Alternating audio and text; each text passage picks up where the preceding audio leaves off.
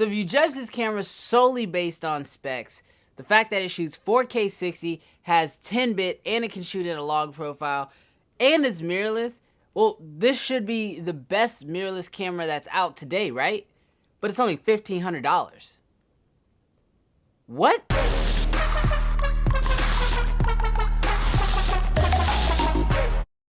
What's good, creative fam? Brandon Washington here, and first of all, if you're brand new to the channel, definitely consider hitting that subscribe button because this channel is all about filmmaking gear, tips, and tutorials. But in today's video, we're going to be taking a look at the Fuji X-T3. Now, this is a camera that definitely slid underneath the radar for me because I never really looked at Fujifilm as a camera that I would ever consider buying. The main reason being that they were primarily photography focused first cameras. Now, don't get me wrong, I do shoot a lot of photography professionally. However, I probably do just as much, probably a little more video. So for me, when it comes to picking out a camera, I have to have something that is a hybrid camera, something that can do both photos and video very well. And when you look at the specs of the Fujifilm X-T3, well, this seems like the hybrid shooter's dream camera, especially if specs are what you're looking for and saving money, which, I mean, who's not? Now, before we jump into this, I just want to preface this by saying this is my very first Fujifilm camera that I've ever shot with. So if I say something wrong or I communicate something on this camera, just leave me in the comments down below and correct me, but please be gentle because, this is YouTube and there's already enough brutal people out there, like just killing people in the comments. So, please be nice. But yeah, so let's first jump off the specs. So as I mentioned already, this thing can shoot 4K at up to 60 frames per second, which is just mind-blowing because 2 years ago, I had to buy a Canon 1DX Mark II in order to get that feature. And now it's in a camera this size, and that just blows me away. The next thing is that this camera also can shoot it up to 10-bit internally, so you don't have to go out to an external monitor if you don't want to, but you can, which is also really interesting too. So if you want to use like the Atomos Ninja 5 or something like that, this would be a perfect pairing with that since this camera is so small to begin with. As I mentioned before, this thing also can shoot in F-Log, which is their Fujifilm log profile. Now, the nice thing too with this is that Fuji has also stocked this thing with all its different, color film preset things, which I've actually shot on Fujifilm film before, and these are basically like simulations of those films, kind of like filters already put on here. There's a lot of them, some of them I don't really care for, but there are a couple of them that are really nice, but you can always just shoot in their standard mode, or as I said before, the F-Log. Alright, now when it comes to what this camera can actually produce, because as we all know, specs is one thing, but what it actually looks like is totally different, I was actually very pleased with the images that I got out of this camera. I mean, especially if you consider the fact that it is a $1,500 camera, that is $500 cheaper than the Sony a7 III, and that's $700 cheaper than Canon's new EOS R.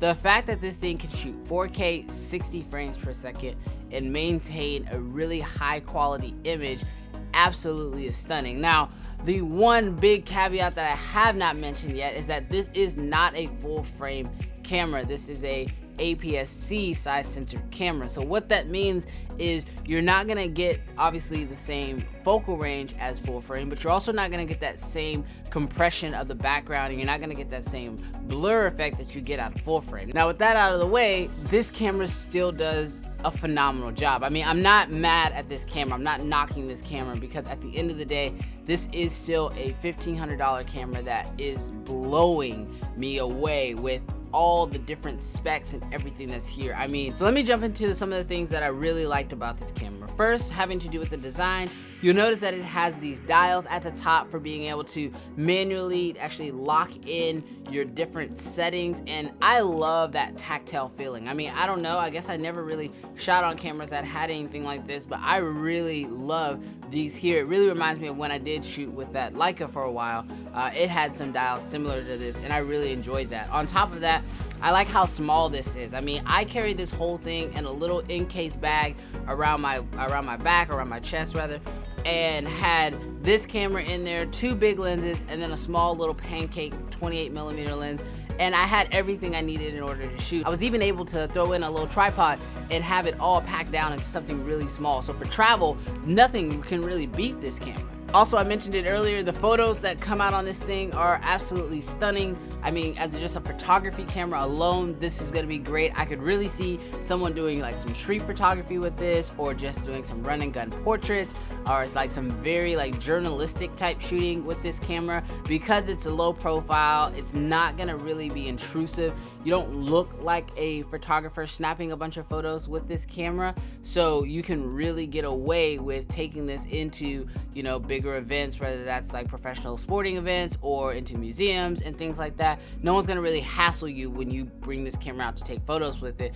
Unlike if I bring out my 1DX Mark II, when I take that out, everyone assumes I'm doing a professional photo shoot for some reason, and then they want to address me about it. Now, with all the great things about this camera, there were a few things that I was not a huge fan of. And the first one is actually kind of a love-hate relationship. I loved the fact that this camera had face detect autofocus. I just hated that it didn't work all the time. I mean, the autofocus on this camera is phenomenal when it works. And when it works, it does a really, really good job. However, whenever you do turn your face sort of to the side, or your subject is a little too far away, or there's not enough light, the autofocus then kind of loses its mind and doesn't know really what to do. And it's not like a smooth pulling of autofocus, it's a very jittery jumping autofocus where it's easy to tell. And that's one thing that Canon and now Sony have been able to really do very well, is that when it loses autofocus, the hunting is very smooth. It's, you know, it kind of is like someone pulling focus, trying to find focus, which is very natural, and people can, you know, deal with that in video. But when it's overly jumpy, that's something that you can't really hide, no matter how much editing and post you try to do. So I will say that that is one thing that I love and hate about this, is that the autofocus is great when it works, but when it doesn't, it's so noticeable. Another thing that this camera is lacking in is in-body stabilization. Now, I know, Fuji guys, calm down. For $1,500, you can't ask for everything. I will say, for a camera this size, in-body stabilization is definitely necessary, unless you're gonna be walking around with a gimbal all day, because you can see every little shake. Because this camera is so small and there's not a lot to help you like really ground it and kind of have a lot of points of contact, even if you try to hold it up to your eye, I find that you still pick up all those little micro shakes in this camera. Now, the other issue that I ran into was that the lenses that I was using were not image stabilized, and I was just using some of the lenses that came with the camera for me to test it out with. But you're gonna have to either find some stabilized lenses for this thing, or you're gonna have to put it on a gimbal if you want to get smooth shots, because handheld, this camera really doesn't do that great of a job. Okay, and my last little gripe about this camera is the fact that when you are shooting in F-Log, it has to have a minimum ISO of 600. Now, the only issue I have with that is that when you're shooting in bright daylights, it is very hard to, you know, get the exposure right, because the ISO having to be so highly cranked up kind of makes it almost unusable. The other thing is that with certain Fuji lenses, like this little Pancake 28mm, it's really hard to get a filter on this thing. So getting like an ND filter for this type of a lens, and then trying to shoot it in F-Log and having a high ISO and trying to bring that down, you end up compensating your aperture, which might not get you the shot that you're looking for. So that was one other thing that I was kind of like, I really hate this about this camera, but it's still a workable issue. But I just wanted to point that out for you guys. Okay, so let's get real. Who is this camera for? Well, personally, if you already like Fuji, you like their colors, you like their photos from their previous cameras, and you are thinking about getting more serious into video, then you have to pick up this camera. I think you absolutely need this camera because of the video specs, because of what it can do. It is definitely worth picking up.